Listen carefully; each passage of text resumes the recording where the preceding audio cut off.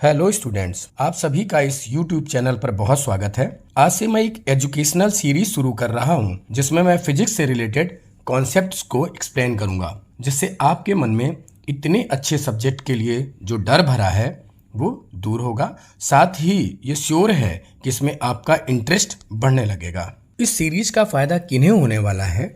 पहला तो जो साइंस स्ट्रीम लेकर पढ़ाई करने वाले स्टूडेंट्स हैं उनको, दूसरे जो इंजीनियरिंग मेडिकल की तैयारी कर रहे हैं उनको, तीसरा जो डिफरेंट कॉम्पिटिटिव एग्जाम्स की तैयारी कर रहे हैं उनके लिए, और चौथा जो जिज्ञासु गार्जियंस और टीचर्स हैं जो नेचर में होने वाली इवेंट्स के प्रति जागरूक रहते हैं, क्यूरियस रहते हैं, उनके लिए ये महत्वपूर्ण सिद्ध होगी। आज के लेक्चर को हम 3 पार्ट में डिवाइड करेंगे। पहला, मैटर की जो 3 स्टेट्स हैं, सॉलिड, लिक्विड एंड गैस, उनका हीट से क्या रिलेशन है, यानी जब उन्हें हम हीट देते हैं तो क्या परिवर्तन आते हैं। हालांकि एक चौथी अवस्था भी है, प्लाज्मा स्टेट। इस पर हम कभी बाद में एक वीडियो बनाएंगे। इसका यूज डिस्प्ले टेक्नोलॉजी में, जैसे प्लाज्मा टीवी में, स्पेस फिजिक्स में, गैस लेजर्स में, और शुद्ध जल उसको प्यूरिफाई करने में, और हार्मफुल वेस्ट को ट्रीट करने में, यानी उसको शुद्ध करने में होता है। दूसरे पार्ट में हम वाटर पर हीट का क्या प्रभाव पड़ता है, यानी हम जब पानी को गर्म करते हैं तो एक कैसा व्यवहार दिखाता है, इस पर बात करेंगे। तीसरे पार्ट में हमने जो भी अभी तक सीखा है उसको डिफरेंट एग्जाम्स में जो क्वेश्चंस पूछे गए हैं उनको सॉल्व करेंगे, ताकि आपका टॉपिक पे जो है पकड़ वो बनी रहे। अब सबसे पहले हम सॉलिड को लेते हैं, ठोस को। हम सभी जानते हैं कि सॉलिड का स्ट्रक्चर रिजिड होता है, अर्थात रूम टेम्परेचर पर जो सॉलिड के मॉलिक्यूल्स होते हैं वो बहुत ही क्राउडेड होते हैं, टाइटली पैक्ड होते हैं, एक दूसरे बहुत करीब होते हैं। तो जब हम ठोस को गर्म करते हैं तो इनके मॉलिक्यूल्स हीट एब्जॉर्ब करते हैं, जिससे इनकी काइनेटिक एनर्जी बढ़ जाती है और इनका जो वाइब्रेशन का एम्पलीट्यूड है वो बढ़ जाता है, और वो एक दूसरे को पुश करते हैं, जिससे वे एक दूसरे से दूर चले जाएंगे। और जब दूर चले जाएंगे तो दूसरे शब्दों में हम कह सकते हैं कि सॉलिड का वॉल्यूम बढ़ गया है। और अब हम ऐसे हीट देते रहें इसको तो सॉलिड लिक्विड में बदल जाएगा। इसी प्रकार यदि हम लिक्विड को हीट देंगे तो मॉलिक्यूल्स इसके और दूर चले जाएंगे और धीरे धीरे लिक्विड गैस में बदल जाएगा। चलिए अब इसको थोड़ा रिवर्स करके देखते हैं, यानी गैस को हम ठंडा करें। ठंडा करने का मतलब होता है कि हम उससे हीट को विथड्रॉ कर रहे हैं। तो जब हम गैस को ठंडा करेंगे तो ये लिक्विड में बदल जाएगी, और ऐसे ही ठंडा करते रहें तो धीरे धीरे ये लिक्विड सॉलिड में बदल जाएगा। अब हम बात करेंगे डेंसिटी की। डेंसिटी का मतलब होता है मॉलिक्यूल्स कितने पास पास हैं, यानी कितने वो क्राउडेड हैं। और डेंसिटी जो होती है वो मास अपॉन वॉल्यूम होती है, यानी यूँ समझिए कि डेंसिटी वॉल्यूम के इन्वर्सली प्रोपोर्शनल होती है। तो बिल्कुल क्लियर है कि सॉलिड, लिक्विड और गैस में सॉलिड की डेंसिटी सबसे ज़्यादा और गैस की डेंसिटी सबसे कम होगी। अब हम बी पार्ट में देखेंगे कि पानी पर टेम्परेचर का क्या इफ़ेक्ट होता है। तो पहले हम जान लें कि पानी का टेम्परेचर क्या हो सकता है। तो बर्फ़ 0 डिग्री सेंटीग्रेड पे पिघलती है, यानी कि हमें वाटर 0 डिग्री सेंटीग्रेड से अवेलेबल हो जाता है, और पानी 100 डिग्री सेंटीग्रेड पे वेपर में बदलता है, यानी कि पानी का टेम्परेचर 0 डिग्री सेंटीग्रेड से 100 डिग्री सेंटीग्रेड तक हो सकता है। अब जब हम वाटर को गर्म करते हैं तो आप देख सकते हैं कि 0 डिग्री सेंटीग्रेड से 4 डिग्री सेंटीग्रेड तक इसका वॉल्यूम कम होता चला जाता है, और 4 डिग्री सेंटीग्रेड पर मिनिमम हो जाता है, न्यूनतम हो जाता है। और 4 डिग्री सेंटीग्रेड से जब आप आगे टेम्परेचर बढ़ाते हैं तो इसका वॉल्यूम फिर बढ़ने लगता है। फिर से समझिए, 0 से 4 डिग्री सेंटीग्रेड तक पानी का वॉल्यूम कम होता है, 4 डिग्री सेंटीग्रेड पर मिनिमम हो जाता है, और 4 से आगे फिर ये बढ़ता ही चला जाता है, यानी 100 डिग्री सेंटीग्रेड तक, जहाँ तक वाटर अवेलेबल है। अब हम बात करें ऐसा व्यवहार 0 से 4, वैसे तो आमतौर पे लिक्विड्स को गर्म करने पर उसका वॉल्यूम बढ़ता ही चला जाता है, लेकिन यहाँ आप देख रहे हैं कि 0 से 4 डिग्री सेंटीग्रेड तक इसका वॉल्यूम कम होता चला जाता है। तो पानी के इस अनयूजुअल बिहेवियर को, ऐसा विचित्र व्यवहार, इसको हम एनोमलस बिहेवियर कहते हैं। ये एक अपने में अनोखा व्यवहार है जो पानी ही दिखाता है। तो अब आगे फिर बात करते हैं इसकी डेंसिटी की।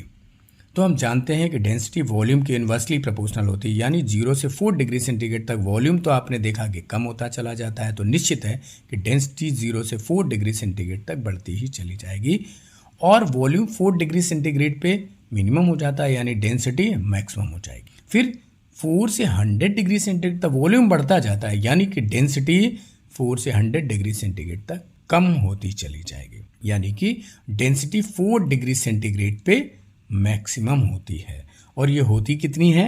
1 ग्राम पर सेंटीमीटर क्यूब या 1000 kg पर मीटर क्यूब। उसका मतलब क्या होता है? अगर हम SI में लें 1000 kg पर मीटर क्यूब, यानी 1 मीटर लंबा, 1 मीटर चौड़ा और 1 मीटर गहरा अगर हम बॉक्स बनाएं तो उसमें 1000 kg वाटर आ जाएगा, यानी 10 क्विंटल वाटर आ जाएगा। और 1 ग्राम पर सेंटीमीटर क्यूब का मतलब हुआ अगर हम 1 सेंटीमीटर लंबा, 1 सेंटीमीटर चौड़ा, 1 सेंटीमीटर गहरा बॉक्स बनाएंगे तो उसमें 1 ग्राम वाटर आ जाएगा। तो अब जो भी हमने अभी तक पढ़ा है उसको नटसेल में देखते हैं, यानी उसके कंसिक्वेंसेस क्या हो सकते हैं। तो पहला कि 0 से 4 डिग्री सेंटीग्रेड तक पानी का वॉल्यूम कम होता है, यानी कि वो एनॉमलस बिहेवियर दिखाता है, एक अनोखा व्यवहार दिखाता है। दूसरा, पानी का वॉल्यूम 4 डिग्री सेंटीग्रेड पे मिनिमम होता है। तो निश्चित रूप से तीसरे पॉइंट को देखिए, जब पानी का वॉल्यूम 4 डिग्री सेंटीग्रेड पे मिनिमम होगा तो उसकी डेंसिटी मैक्सिमम होगी, और ये होती कितनी है? 1 ग्राम पर सेंटीमीटर क्यूब या SI में लें 1000 kg पर मीटर क्यूब।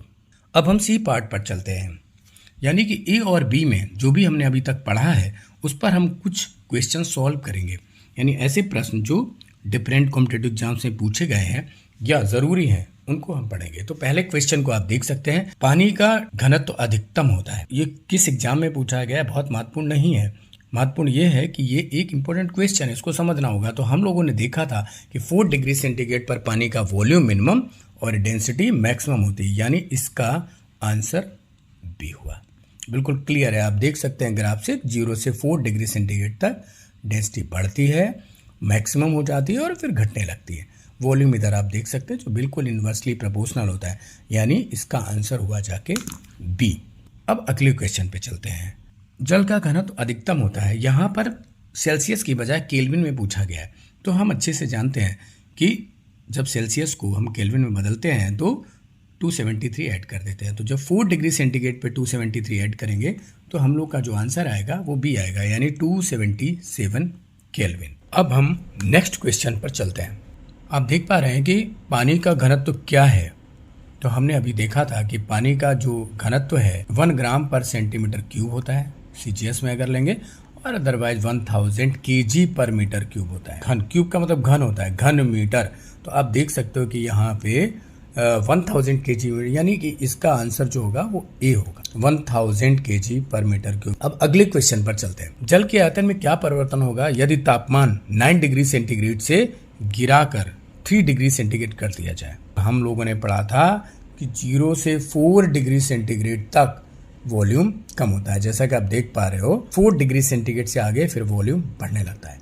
तो अगर हम 9 डिग्री सेंटीग्रेड से 3 डिग्री सेंटीग्रेड टेम्परेचर करेंगे, यानी कि हम यहाँ कहीं होंगे 9 डिग्री सेंटीग्रेड से 4 पार करेंगे, इधर तक कहीं इधर आएंगे। यानी पहले देख पा रहे हो कि वॉल्यूम कम हो रहा है और फिर वॉल्यूम बढ़ रहा है। तो इसमें सिंपल हो गया कि भैया पहले वॉल्यूम घटेगा और बाद में वॉल्यूम बढ़ेगा, यानी इसमें आंसर सी वाला होगा। क्लियर? अब अगले क्वेश्चन पे चलते हैं। जल के आयतन में क्या परिवर्तन होगा यदि तापमान 0 से 10 डिग्री सेंटीग्रेड कर दिया जाए? फिर वही बात आती है कि 4 डिग्री सेंटीग्रेड पर 0 से 4 तक वॉल्यूम कम होता है और 4 से फिर आगे 100 तक बढ़ता ही जाता है। तो 0 डिग्री सेंटीग्रेड से 10, तो 0 मान लेते हैं यहाँ पे। चलिए, यहाँ 0 डिग्री सेंटीग्रेड है और ये 10 डिग्री, तो 4 के आगे ही होगा, 4 यहाँ है। तो अब आप देख पा रहे हो कि 0 से चलते चलते चलते 4 पे कम होगा, 4 पे मिनिमम होगा, फिर बढ़ने लगा। यानी पहले वॉल्यूम कम होगा और बाद में वॉल्यूम बढ़ने लगेगा। तो ये सी हो गया बिल्कुल। चलिए अगले क्वेश्चन पे चलते हैं। पानी के 4 डिग्री सेंटीग्रेड पे शरीर तैरता है, यह तापमान 100 डिग्री सेंटीग्रेड कर दिया जाए तो क्या होगा? आर्किमिडीज प्रिंसिपल आपने पढ़ा होगा कि कोई भी चीज अभी डूबती है जब लिक्विड से ज़्यादा डेंसिटी उसकी होती है तो डूब जाएगा, और अगर लिक्विड से डेंसिटी उसकी कम है तो वो तैरता रहेगा, इक्वल है तो डूब के तैरेगा, बट तैरेगा। तो यहाँ बात हो रही है कि 4 डिग्री सेंटीग्रेड पर तैर रहा है। अब 4 डिग्री सेंटीग्रेड पर हम लोगों को पता है डेंसिटी मैक्सिमम है, यानी पानी की जो बॉडी को संभालने की पावर है वो मैक्सिमम है, यानी डेंसिटी मैक्सिमम सबसे घना है।